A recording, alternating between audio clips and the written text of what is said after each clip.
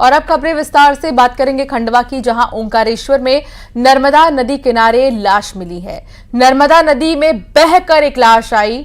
कोटी तीर्थ घाट के पास ये लाश मिली है और 3 दिन में नर्मदा नदी में लाश मिलने की दूसरी घटना है।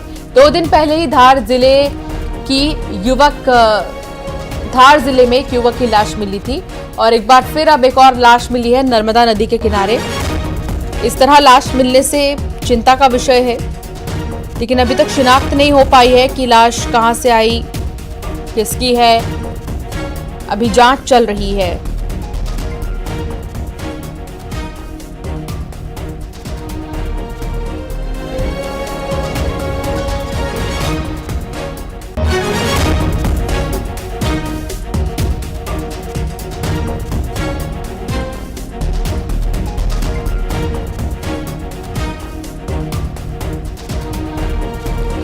अमित जायसवाल संवाददाता साथ जुड़ चुके हैं। अमित, क्या जानकारी आपके पास? क्या कुछ अभी तक पता चल पाया है? किसकी लाश थी, कैसे यहां तक?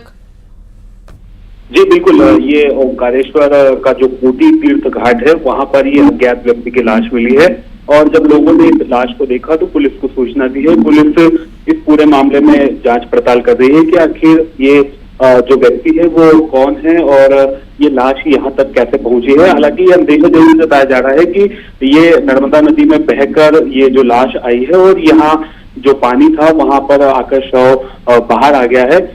3 दिन में नर्मदा नदी में ये दूसरी लाश मिली है। 2 दिन पहले भी मोरटक्का में नर्मदा में जो है धार जिले के एक युवक की लाश मिली थी। तो आज जब ये एक बार फिर से लाश मिली है तो कहीं न कहीं लोगों में जो है डर का भी एक माहौल था। लोगों ने इसकी सूचना तत्काल दी है और अब सबसे पहली जो प्राथमिकता है कि इसकी पहचान की जाए, इसकी शिनाख्त की जाए और उसके बाद आगे की सारी स्थितियां स्पष्ट हो पाएगी। बहुत शुक्रिया जानकारी साझा करने के लिए अमित।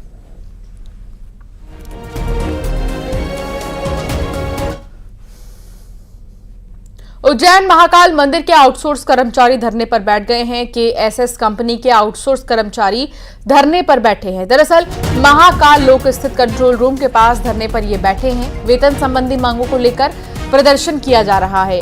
वेतन कटौती से कर्मचारी नाराज हो चुके हैं और अधिकारियों ने समझाकर धरना हटवा दिया है।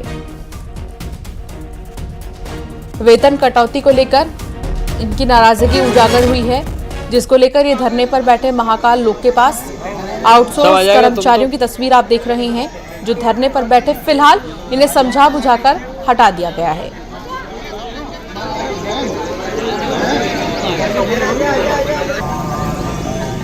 हम हमारा अधिकार मानते हैं।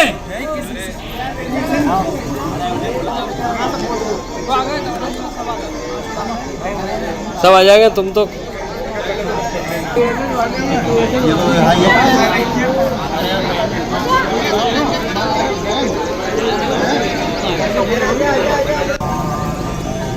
हम हमारा अधिकार मानते हैं।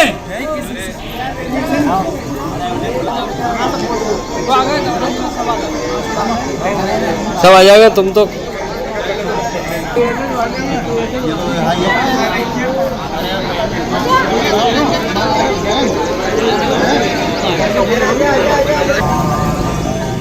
हम हमारा अधिकार मानते हैं। तो वहीं भोपाल में कई दिनों से लो फ्लोर बसें बंद हैं और 149 लो फ्लोर बसेस का संचालन बंद हो चुका है। दरअसल टिकट के कलेक्शन विवाद के कारण ही ये बसें बंद हुई हैं और 40,000 यात्री रोजाना परेशान हो रहे हैं। आज BCCL की बैठक होगी और बैठक में फैसला लिया जा सकता है। डायरेक्टर, बैठक में मेयर, निगम कमिश्नर भी मौजूद रहेंगे।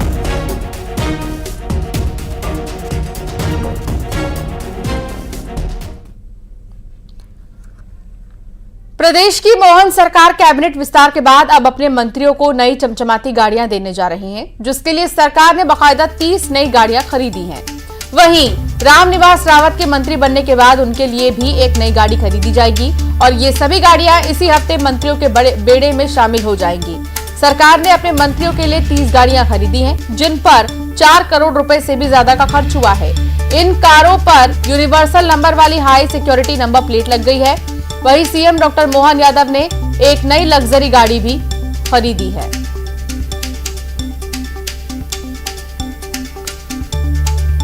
डॉक्टर मोहन यादव की कैबिनेट का विस्तार हो चुका है और उसके साथ ही अब मध्य प्रदेश के मंत्रियों के लिए नई गाड़ियां भी आ चुकी है। आपको ये इनोवा क्रिस्टा दिखाई दे रही है, ये सारी नई गाड़ियां हैं जो कि जल्द ही मंत्रियों के बेड़े में शामिल होगी। इसके लिए करीब 4 करोड़ का बजट पास हुआ था और ये आपको ये सारे नई वाहन दिखाई दे रहे हैं जो कि अब मंत्रियों को 2 से 3 दिन में दिए जाएंगे और ये सारी गाड़ियां पूरी तैयार हो चुकी है। आपको इसमें सारे जो मंत्रियों के लिए प्रोटोकॉल होता है उस प्रोटोकॉल को फॉलो करते हुए इन्हें तैयार कराया गया है। अब इनमें नंबर प्लेट भी लग चुकी है और अब इस सिर्फ बारी है कि मंत्रियों को इन्हें आवंटित किया जाए। तो नई गाड़ियां खड़ी है, मंत्रियों का बेड़ा तैयार है और आने वाले 2 से 3 दिन में सभी मंत्रियों को ये गाड़ियां दे दी जाएगी और इसके लिए लंबे समय से कवायद भी चल रही थी क्योंकि जो पुरानी गाड़ियां हैं वो सब खराब हो चुकी है। हर मंत्री के पास जितने 31 मंत्री बने एक कार होगी और ये जल्द ही कारें अब मंत्रियों को दी जाएगी। कैमरामैन मनीष के साथ शैलेंद्र चौहान, न्यूज 18 भोपाल। एमपी में बारिश का सिलसिला जारी है और पिछले 24 घंटे में 95% प्रदेश भीग चुका है। सबसे ज्यादा शिवपुरी के कोलारस में बारिश हुई है और भोपाल का भी यही हाल है। इतना ही नहीं बल्कि कोलार डैम का 2 सेंटीमीटर जलस्तर बढ़ चुका है। तो बारिश का सिलसिला जारी है और ऐसे में अभी कोई राहत नहीं है बारिश से।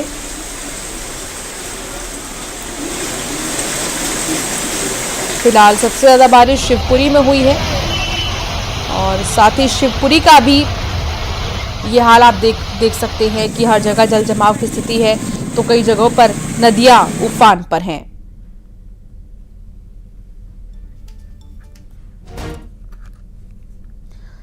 बैतूल में पहाड़ी नदी की बाढ़ में महिला फंस गई और ग्रामीणों ने जान जोखिम में डालकर महिला का रेस्क्यू किया है। युवक ने महिला की रस्सी के सहारे जान बचाई है।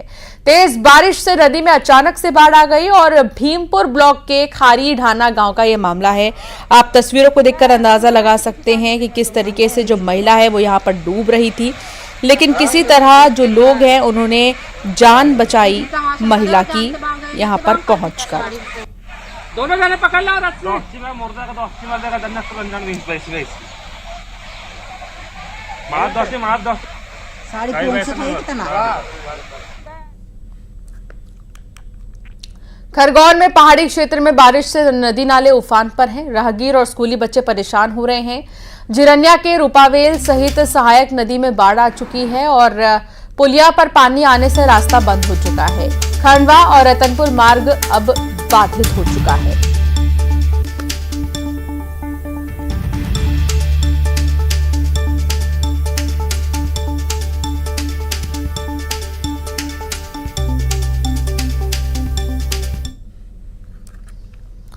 उज्जैन में एक बार फिर से शिप्रा नदी मैली हो चुकी है। पहली ही बारिश में नाले का चैम्बर ओवरफ्लो हो गया।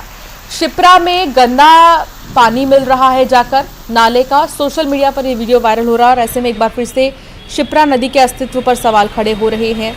पवित्र जो शिप्रा नदी है वो किस कदर अब मैली होती जा रही है।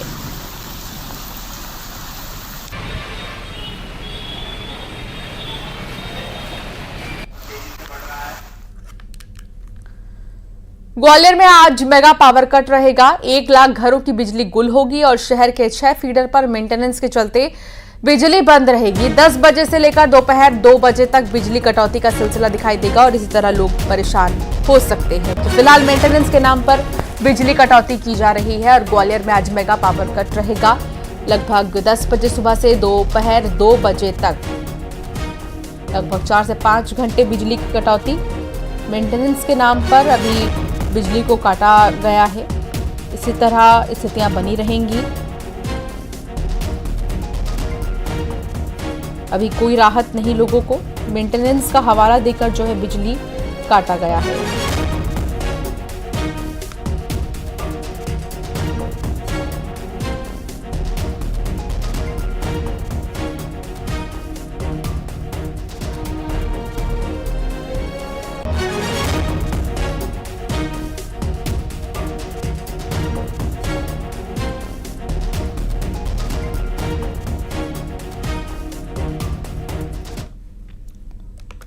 बैतूल में पति ने पत्नी को आग के हवाले कर दिया। दरअसल कैरोसिन डालकर पत्नी को उसने आग लगा दी। महिला 70% से भी ज्यादा झुलस चुकी है।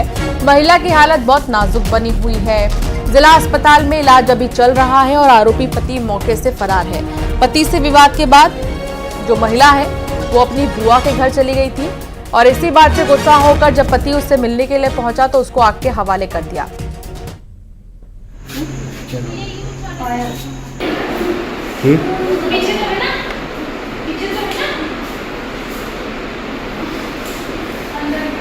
शासकीय अस्पताल घोड़डोंगरी से सूचना मिली थी कि पायल नाम की महिला उम्र 21 साल जिसका पति देवदत्त बिहारी है, उसकी सूचना जैसे तत्काल मिली और हम लोग अस्पताल आए, पीड़िता के बयान लिए।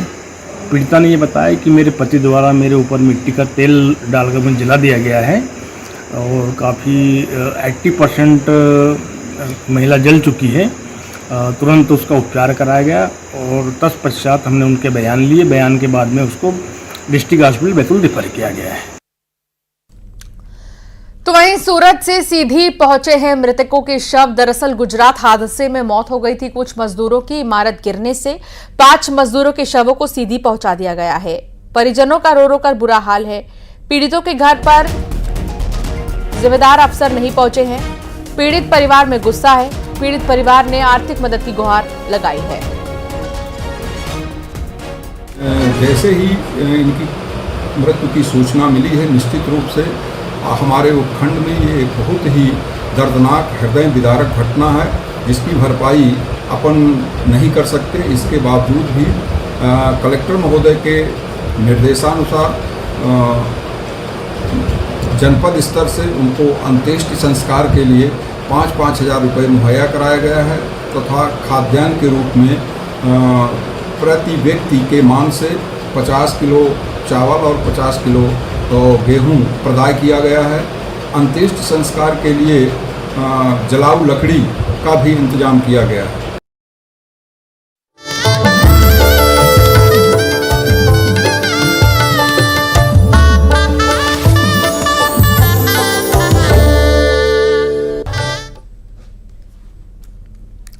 मुंबई में रिलायंस इंडस्ट्रीज के चेयरमैन मुकेश अंबानी के बेटे अनंत अंबानी के हल्दी समारोह धूमधाम से मनाया गया। अनंत अंबानी और राधिका मर्चेंट की 12 जुलाई को शादी होने वाली है और उससे पहले अंबानी परिवार में बेटे की शादी की तैयारियां जमकर चल रही हैं। अनंत अंबानी की हल्दी सेरेमनी में मुकेश अंबानी अपने बड़े बेटे आकाश अंबानी के साथ पहुंचे और हल्दी समारोह में शामिल होने वाले मेहमानों में गायक उदित नारायण, पिरामल समूह के चेयरमैन और अजय पिरामल भी मौजूद रहे।